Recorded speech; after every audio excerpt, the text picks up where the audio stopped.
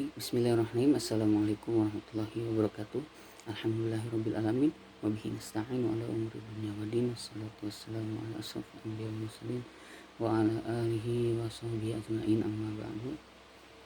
Sama-sama mari kita panjatkan puji syukur kehadirat Allah Subhanahu wa taala yang telah memberikan beribu-ribu nikmat kepada kita sehingga kita masih bisa melaksanakan aktivitas kita dengan sebaik-baik. Terlupa salawat serta salam marilah kita junjungkan kepada baginda besar kita Nabi Muhammad SAW. Baik,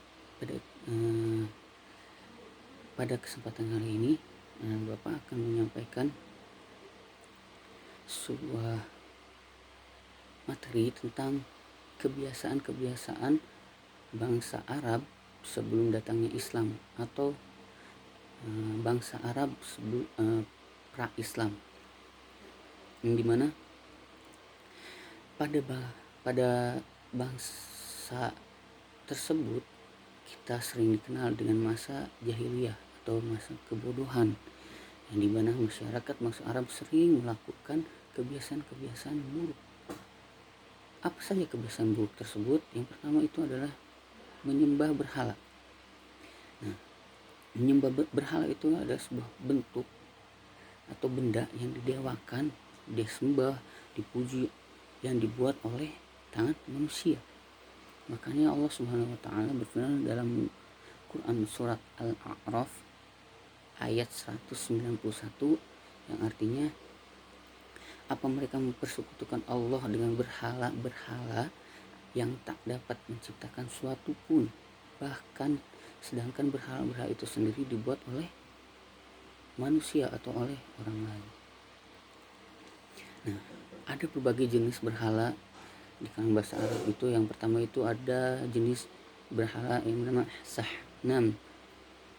Itu bentuk berhala itu berbentuk manusia, tetapi dia itu terbuat dari logam atau kayu. Lalu yang kedua itu ada Watan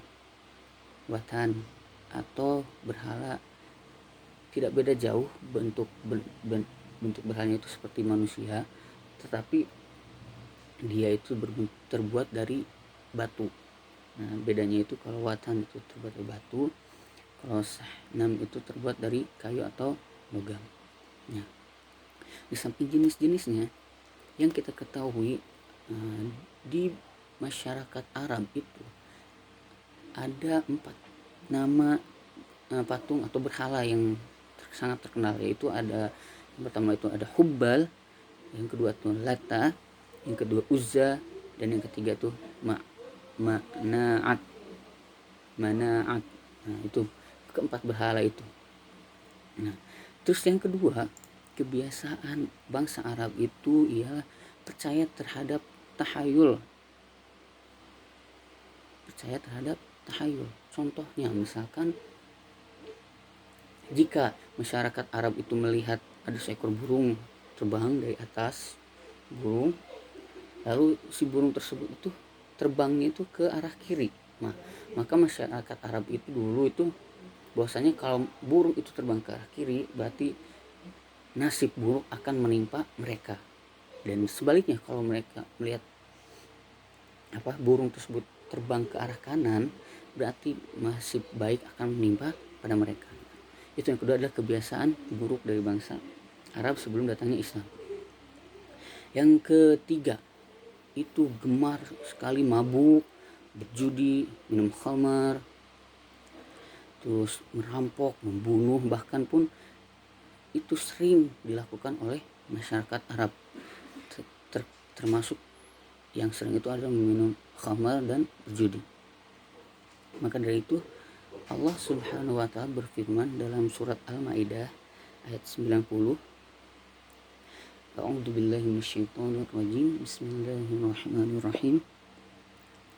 Ya ayyuhalladzina amanu innamal khamru wal maisiru wal ansabu wal azlamu rijsun min amali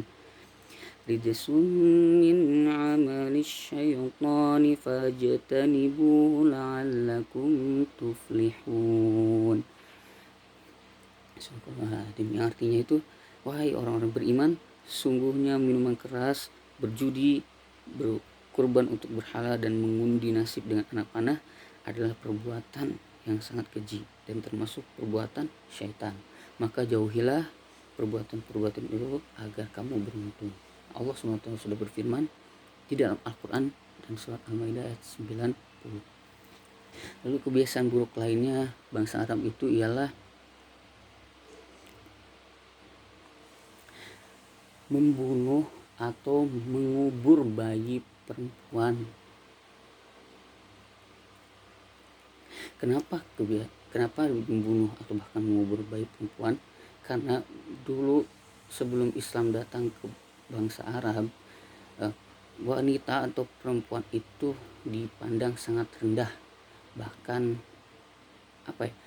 jika ada salah satu keluarga yang melahirkan bayi perempuan, itu maka akan langsung dibunuh, dikubur hidup-hidup, dibuang atau diperjualbelikan. Karena apa? Karena nggak ada manfaatnya atau nggak ada manfaatnya atau keuntungannya untuk melahirkan bayi perempuan. Karena pada zaman itu kan bangsa Arab itu kebiasaannya selanjutnya itu adalah sering berperang antara kabilah-kabilah, yang dimana kabilah-kabilah itu kan kalau dalam berperang itu sering membutuhkan yang namanya laki-laki, anak laki-laki. Kalau anak perempuan itu pada zaman dulu itu tidak bisa mengikut untuk berperang, maka setiap keluarga yang melahirkan bayi perempuan itu langsung dibunuh atau dikubur. Walaupun sebagian keluarga yang lainnya ada yang mempertahankan, tetapi kebanyakan bangsa Arab itu kalau ada yang melahirkan bayi perempuan itu langsung dibunuh atau diperjualbelikan. Lalu selanjutnya yang tadi kan sering berperang antar kabilah-kabilah. Sering berperang antar kabilah-kabilah karena kalau misalkan kabilah yang lainnya itu maju dan makmur, maka kabilah yang satu ini tuh tidak ingin bahwasanya kabilah kita itu kalah dengan kabilah yang lain. Maka akhirnya mereka saling berperang dan saling menjatuhkan. Atau bisa jadi jika kabilah yang lainnya itu kalah, maka kabilah yang lain itu akan diperbudakan. Itu kebiasaan bangsa Arab. Yang selanjutnya kebiasaan bangsa Arab itu wanita yang sudah dewasa. Tidak hanya wanita pas waktu bayi saja, ketika wanita yang sudah tumbuh dewasa, yang sudah misalkan tidak dibunuh jadi dipergunakan ketika dewasa, itu sering dilakukan. Misalkan wanita yang sudah dewasa itu diperjualbelikan atau bahkan bisa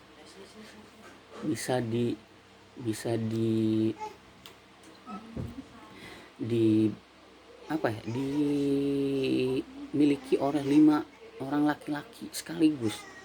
5 orang laki-laki, 1 perempuan itu bisa dilakukan waktu bangsa Arab sebelum datang Islam. Bahkan bisa menikah dengan kakaknya, ayahnya, bisa digilir. Misalkan perempuan ini dengan suami yang lain, dengan yang lain, itu sampai dia hamil terus memiliki anak laki-laki.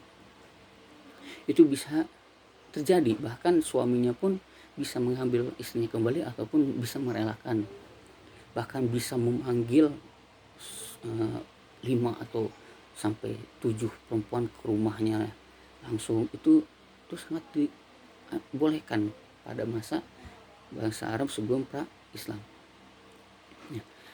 Dari sekian banyaknya kebiasaan tersebut, maka Allah turunkan ayat yang dimana surat Al-An'am ayat 151. Allah Subhanahu berfirman, Qul ta'alu atlu ma harrama rabbukum 'alaikum alla tusyriku bihi syai'a wa bil walidaini ihsana wa la taqtulu auladakum min imlaq nahnu narzuqukum wa iyyahum wa la taqrabul fawahisha ma dhahara minha wa ma batana wa la taqtulun nafsa allati harrama Allah illa bil haqq dzalikum wassaqum bihi la'allakum ta'qilun. Aku bacakan apa yang diharamkan oleh Allah kepada diri kita, yaitu yang pertama, janganlah kamu mempersekutukan Allah dengan yang lainnya, maksudnya tadi dengan berhala. Terus yang kedua, berbuat baik terhadap kedua orang tua, itu sudah pasti. Lalu yang ketiga itu ialah nih, yang ketiga itu janganlah kamu membunuh anak-anak kamu karena takut kemiskinan. Nah, pada masa perang yang kemarin yang tadi saya Bapak jelaskan, itu wanita yang melahirkan perempuan itu takut bahwasanya keluarganya itu mendapatkan kemiskinan yang sangat banyak, bahkan takut direndahkan. Nah, itu makanya turunlah ayat ini buat menghilangkan kebiasaan-kebiasaan yang dilakukan bangsa Arab sebelum pra-Islam. Maka sekiranya Bapak ingatkan kembali bahwasanya kita harus selalu meningkatkan ketakwaan kita terhadap Allah Subhanahu wa taala agar terhindar dari apa-apa yang diharamkan oleh Allah, dan kita bisa menjalankan perintah Allah dan menjauhi larangan-larangan Allah.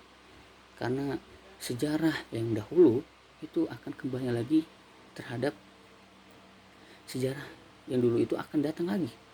Karena apa? Coba setiap kita lihat di berita bahwasanya ada seorang orang tua yang membunuh bayinya, ada yang membuang bayinya, itu terlihat nyata bahwa sejarah itu akan terulang kembali. Seperti kaum Sodom, Lut, itu terulang kembali pada masa sekarang.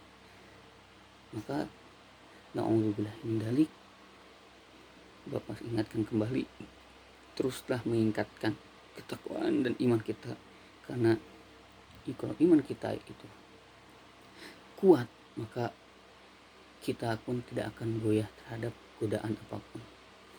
Mungkin sekian dari Bapak, kurang lebihnya mohon maaf. Pembelajaran kali ini Bapak kurang memadai karena tidak adanya akses dalam pembelajaran. Insya Allah kedepannya kita akan menggunakan alat pembelajaran yang lebih baik lagi. Kurang lebihnya mohon maaf. Semoga materi kali ini bisa dipahami oleh kalian semua. Billahi taufiq wal hidayah. Assalamualaikum warahmatullahi wabarakatuh.